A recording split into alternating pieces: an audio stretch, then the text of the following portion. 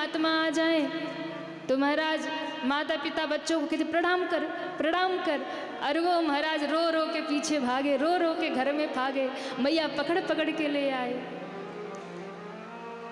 बच्चों को प्रणाम करना सिखाइए। और एक बात और है, हम लोग सोचते हैं कि बच्चे को महाराज खूब बढ़िया स्कूल में पढ़ा रहे, बढ़िया महंगे से महंगे स्कूल कॉलेज में भेज दिया, लाखों लाखों हम वहाँ फीस दे रहे हैं, हमको लगता है बच्चा एकदम परफेक्ट योग्य बन के निकल के आएगा। पर ध्यान रखिएगा, कोई भी स्कूल कॉलेज आपके बच्चे को संस्कार नहीं सिखाएगा, वो उनको धन कमाना सिखाएंगे। धन कैसे कमाना है, बिजनेस कैसे करना है, आज की शिक्षा पद्धति उन्हें धन कमाना तो सिखा देगी, पर एक अच्छा मानव बनना तो उन्हें घर में माता पिता ही सिखाएंगे महाराज। जीवन को कैसे जीना है, कैसे जीवन को व्यतीत करना है, जीवन का अनुभव जो है माता पिता ही उन्हें सिखाएंगे। माँ बाप से ही बच्चे हर एक चीज़ सीखते हैं। और सबसे बड़ी बात, माताओं के ऊपर दायित्व ज़्यादा है। यदि बच्चा संस्कार विहीन हो रहा है तो ये माँ का कर्तव्य है कि उसे संस्कारों में ढाले। लेकिन होता उल्टा है, जब तक बच्चा छोटा रहता है, गलतियाँ करता है तो माँ हंसती है, माँ को अच्छा लगता है, माँ कहती है अरे अभी तो बच्चा है, बड़ा होगा तो सुधर जाएगा। पर महाराज गलती वही होती है, बड़ा होके वो और बिगड़ जाता है।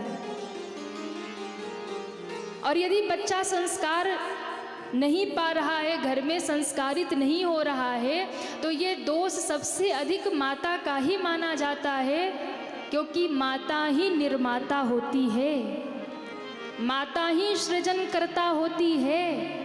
माँ चाहे तो अपने बेटे को स्वामी विवेकानंद बना दे, राम बना दे, कृष्ण बना दे, और माँ ही चाहे तो अपने बेटे को रावण बना दे महाराज। इसलिए माँ के ऊपर जिम्मेवारी ज़्यादा है कि वो अपने बच्चों को संस्कारित करे महाराज। और ये तब होगा जब माँ खुद संस्कारित होगी, वो खुद संस्कारित जीवन यापन करेगी। क्योंकि आजकल के बच्चे ना सुनते नहीं हैं।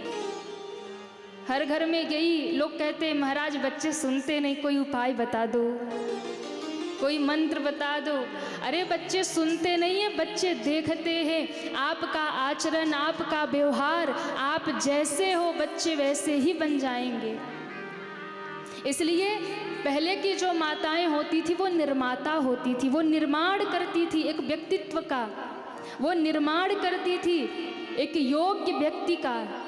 पहले की माताएं निर्माता होती थी, सृजनकर्ता होती थी, वो सृजन करती थी, वो निर्माण करती थी।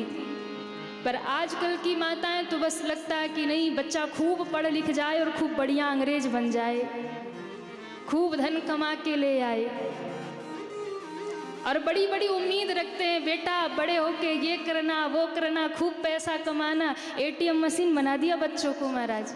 हाँ, उसके अलावा भी जीवन में कुछ है, हम वो सिखाना भूल गए।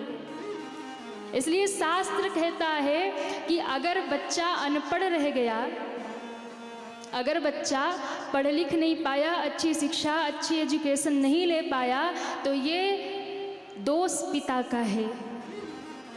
क्योंकि पिता का उत्तरदायित्व है कि वो उसे अच्छी शिक्षा दे, धन कमा के ले आए, अच्छे से अच्छे स्कूल कॉलेज में भेजे, ये पिता का दायित्व है। तो यदि बच्चा अशिक्षित रह जाता है, ये दोष पिता का है। पर बच्चा यदि संस्कार विहीन हो जाता है तो ये दोष माता का है। इसलिए माताओं, आपके कंधे पर अधिक बोझ है, उत्तरदायित्व है। आप अपनी संतानों का निर्माण कैसे कर रही हैं? आपके हाथ में है, या तो राम बना दो या तो रावण बना दो। रावण को रावण बनाने वाले भी उसकी माँ केकसी थी महाराज। मुनि विशर्वा के पास बैठता रावण तो कुछ और ही सुनता, तो माँ तो राक्षसी थी, उसके पास जाता तो वेद विरुद्ध आचरण सिखाती। मामा के पास बैठता तो वो मारो काटो यही सिखाते, अधर्म सिखाते। पिता के पास बैठता तो यज्ञ करना, हवन करना, मंत्र जपना, पूजन करना, संस्कारित होना यही सिखाते। छोटा सा बच्चा बुद्धि कंफ्यूज हो गई। अच्छा, बच्चे जब कंफ्यूज होते हैं ना तो वो माँ के पास जाते हैं, क्योंकि वो माँ को ही बच्चा सब कुछ मानता है बचपन से। वो अलग बात है कि जब माँ के बराबर होता है तो कहता है मम्मी तुम समझती नहीं हो, आजकल की दुनिया ऐसी है वैसी है, तुम जानती नहीं हो, क्योंकि वो आपने उसे दिया ही नहीं जो देना चाहिए था। तो बड़े होके आपको ही कहता है तुम नहीं जानती हो, आजकल का ज़माना ऐसा होता है वैसा होता है, वो समझाता है आपको।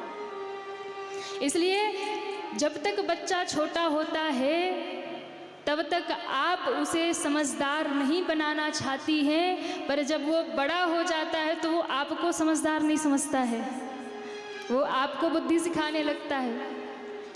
रावण कंफ्यूज हो गया और माँ के पास जब रात्रि में गोद में सोया तो कहता है माँ आप मुझे सही मार्ग बताओ।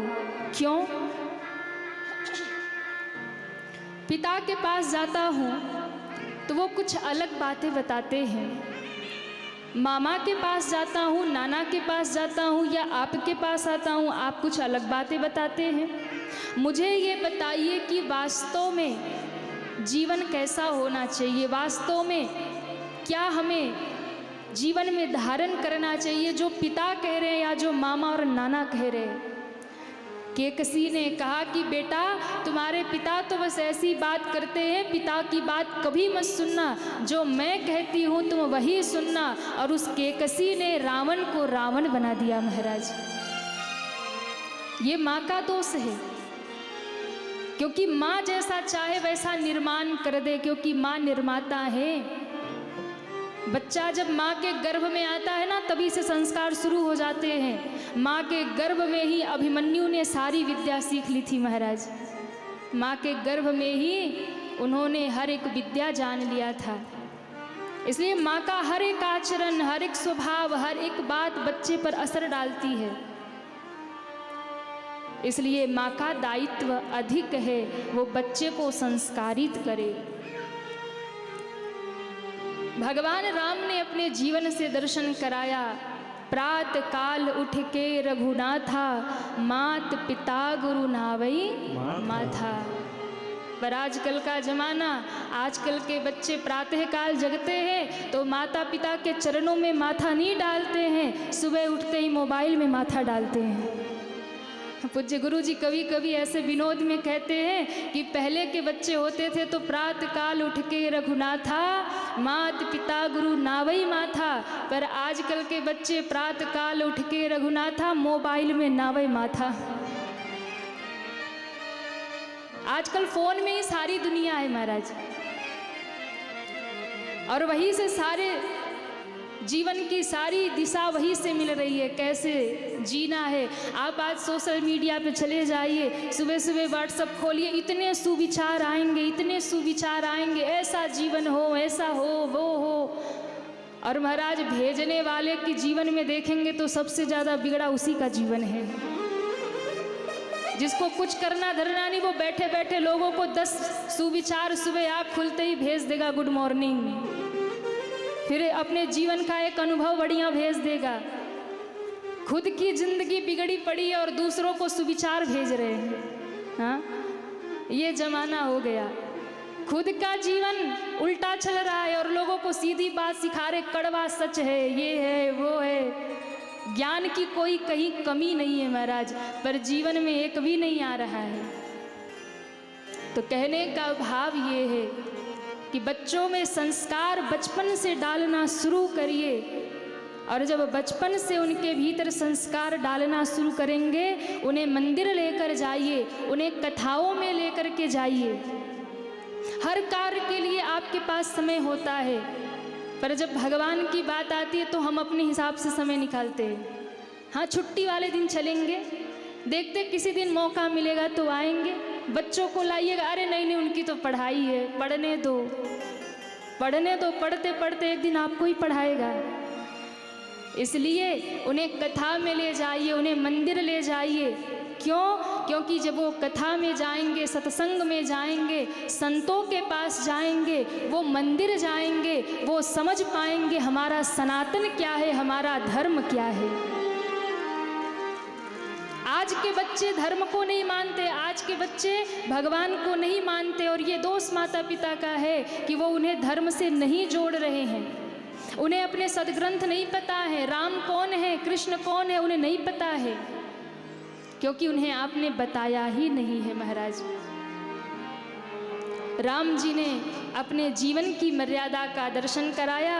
गोस्वामी जी कहते हैं, यह सब चरित कहा मैं गाई, यह सब चरित कहा मैं गाई, अगली कथा सुनहु मन लाई, अगली कथा सुनहु मन लाई।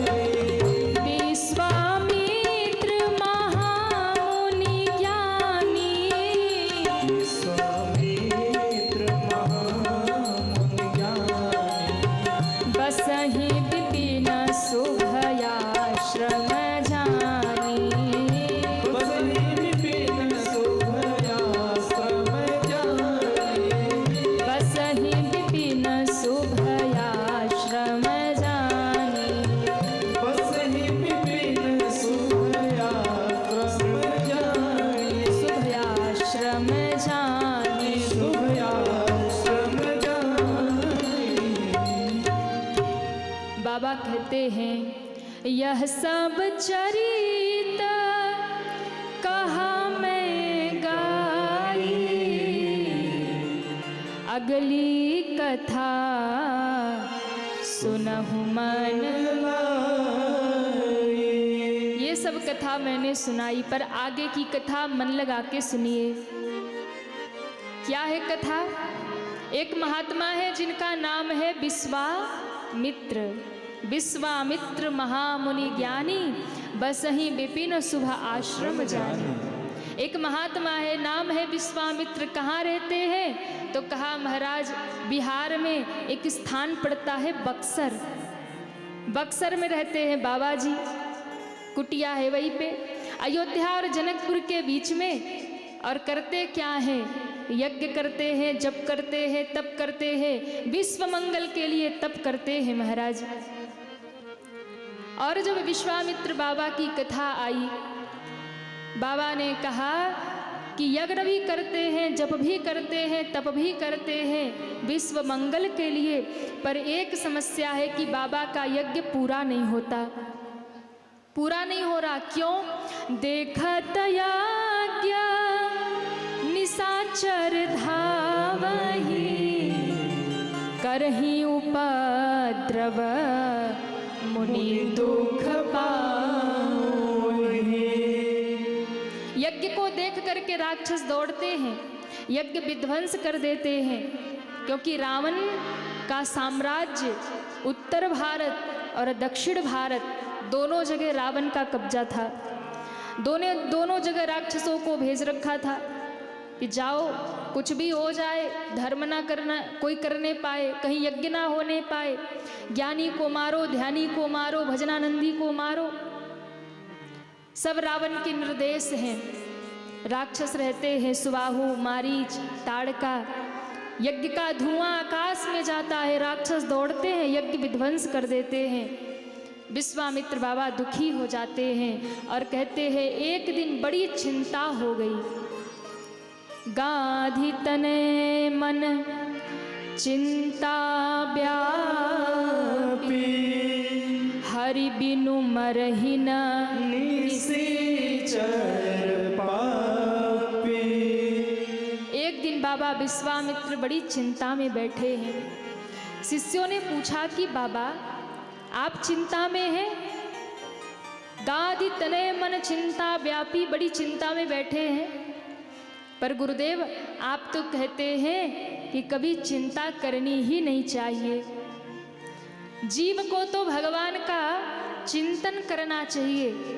चिंता तो भगवान करते हैं अपने भक्तों की, पर आप चिंता क्यों कर रहे हैं? कहा बेटा आज चिंता करने का समय आ गया है।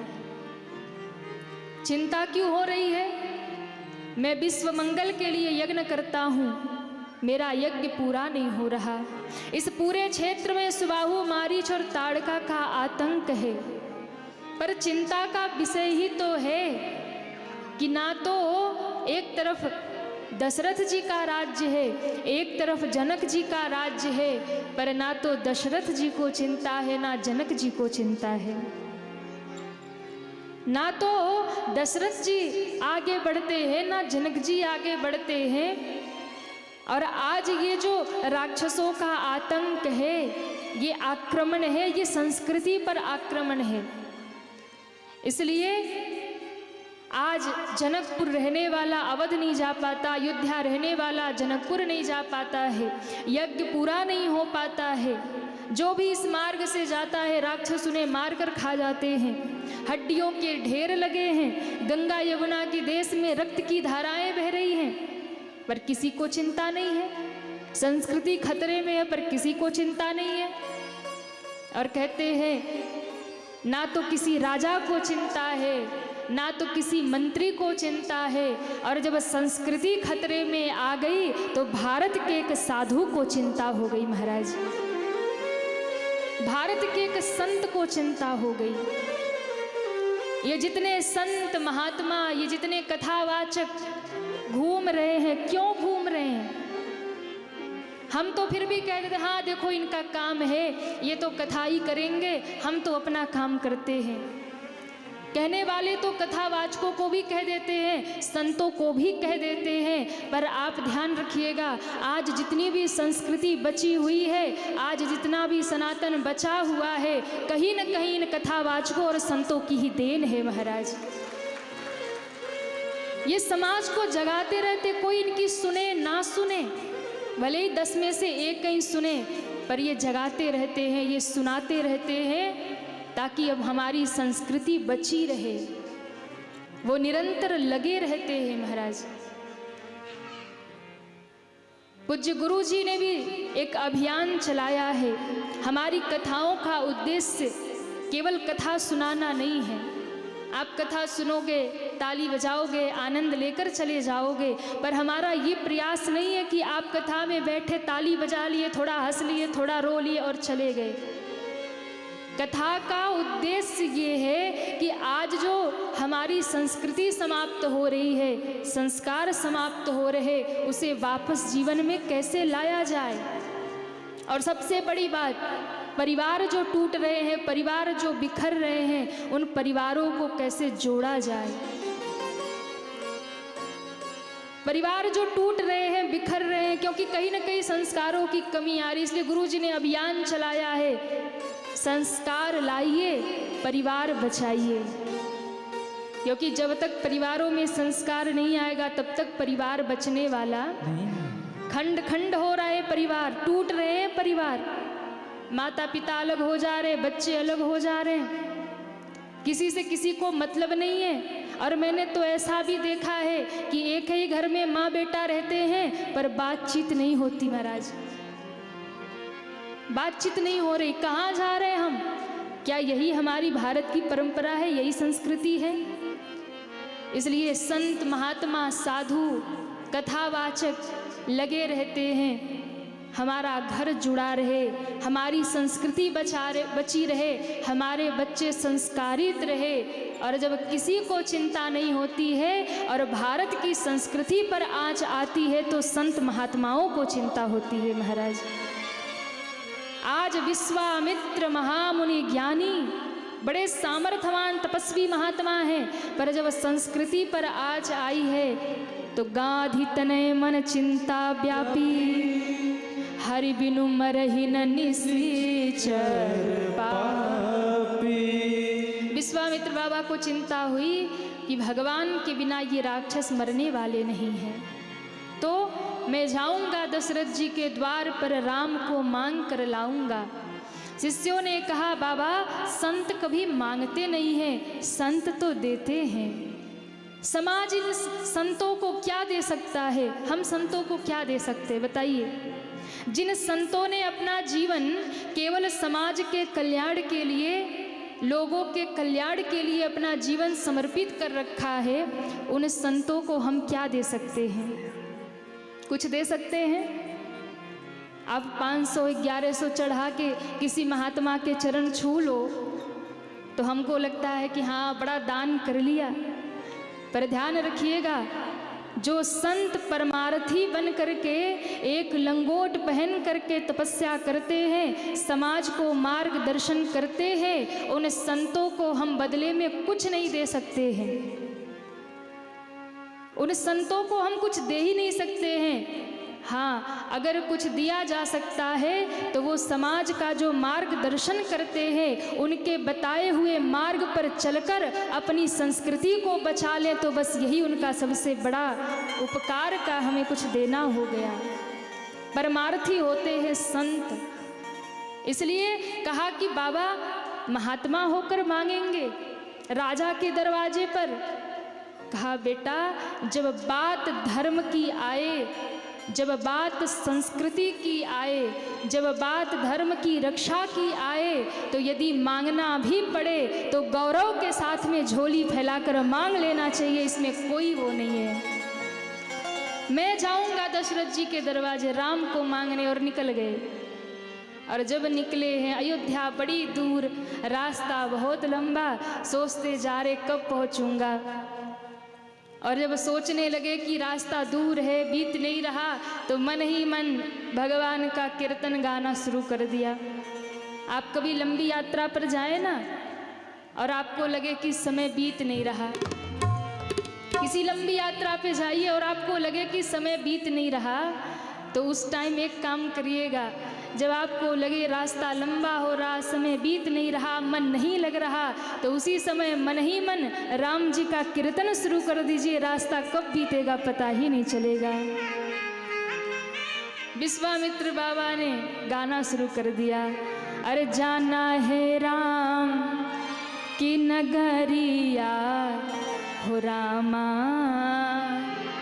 सवेरे सवेरे जाना है राम की नगरिया हो रामा, सवेरे सवेरे जाना है राम की नगरिया हो रामा, सवेरे सवेरे जाना है राम की नगरिया हो रामा, सवेरे सवेरे सवेरे सवेरे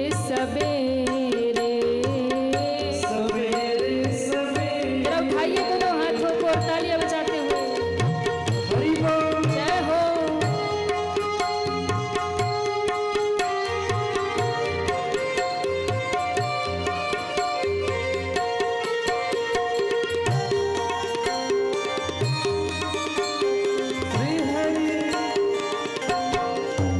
ओहो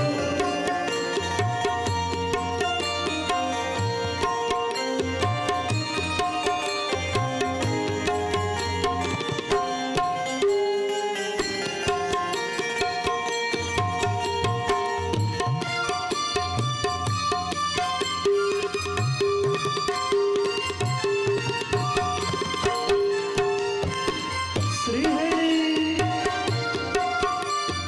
जय हो।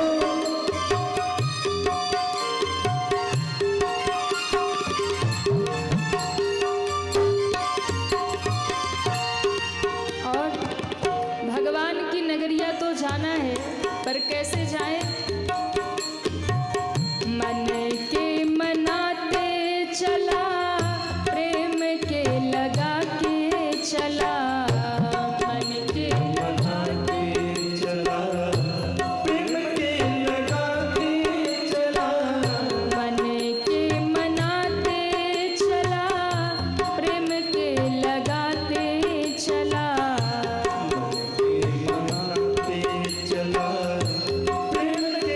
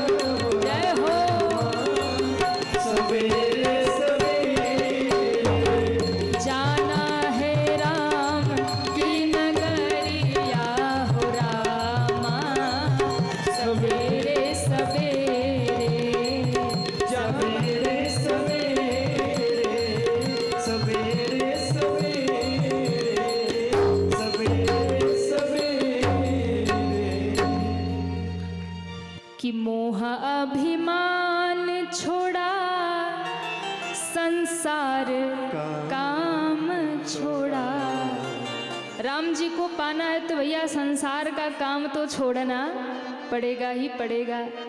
अब आप लोगों ने अपना काम धंधा छोड़ा तब तो यहाँ बैठे हो, पर जो दुनियादारी में लगा है, हाय हाय में लगा है, वो कहाँ यहाँ पहुँच पाए। हाँ, इसलिए मोह अभिमान छोड़ा संसार, क्या छोड़ना है? संसार छोड़ देंगे आप लोग? छोड़ देंगे? अभी तो 4 ही दिन कथा सुनी है, कितने लोग संसार छोड़ देंगे? नहीं, अरे महाराज माया कहाँ छोड़ने वाली है। चलो 9 दिन के लिए छोड़ दिया, यही बहुत है महाराज। हाँ, अपने लिए ताली बजा लो जम के। 9 दिन के लिए छोड़ा, यही बहुत है। और ठाकुर जी कहते हैं क्या? एक घड़ी आधी घड़ी, आधी में पुनियाध। तुम दुनिया के काम करते करते यदि मेरे लिए 1 मिनट भी निकाल लेते हो तो मैं उतने में ही प्रसन्न हो जाता हूँ। ये भगवान के वाक्य हैं। इसलिए आपने तो 9 दिन निकाला है, पर जो नहीं आए, मोह अभिमान छोड़ा संसार, अरे तब ली है राम जी खबरिया, हो रामा सवेरे कि जाना है राम की नगरी। एक दिन तो भैया उन राम की नगरिया हम सबको ही जाना है, सबको ही जाना है। तो क्या करेंगे? बस उनको याद करते रहिए और नाम लेते रहिए। अरे जाना है राम, जय हो सवेरे, जाना है राम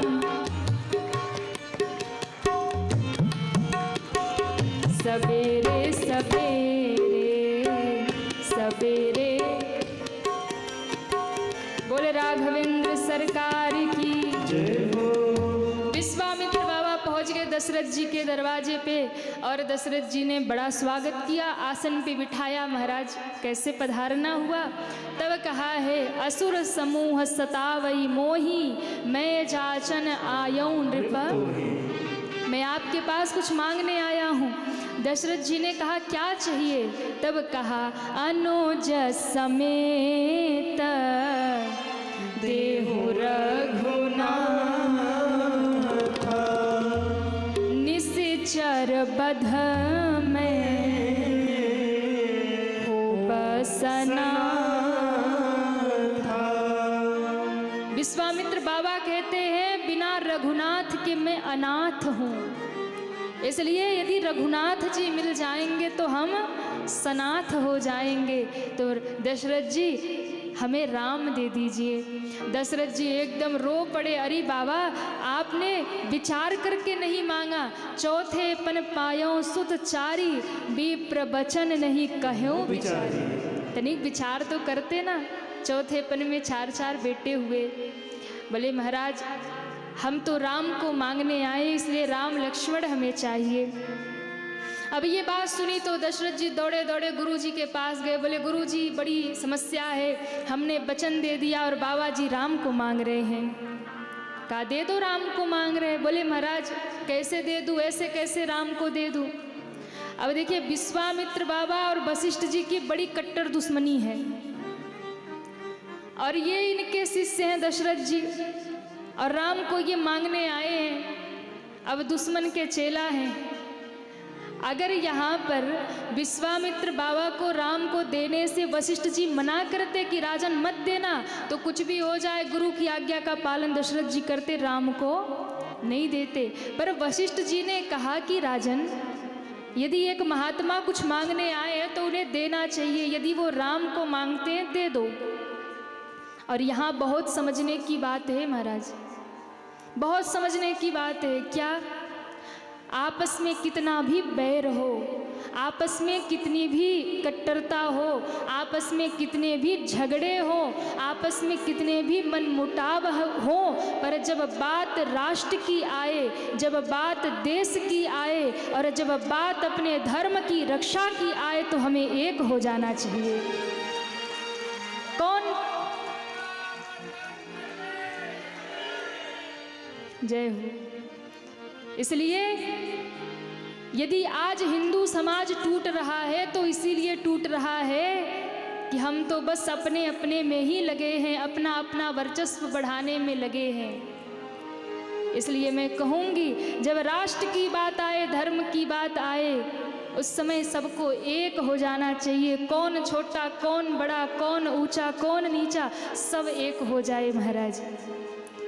वशिष्ठ जी ने कहा राम को दे दो, पर सरकार गुरुदेव एक बात है, मैं सोचता हूँ राम थोड़ा और बड़ा हो जाए, फिर राम का विवाह हो जाए, फिर बहू घर में आ जाए, फिर राम को जहाँ जाना हो जाए। वशिष्ठ जी ने कहा अच्छा ये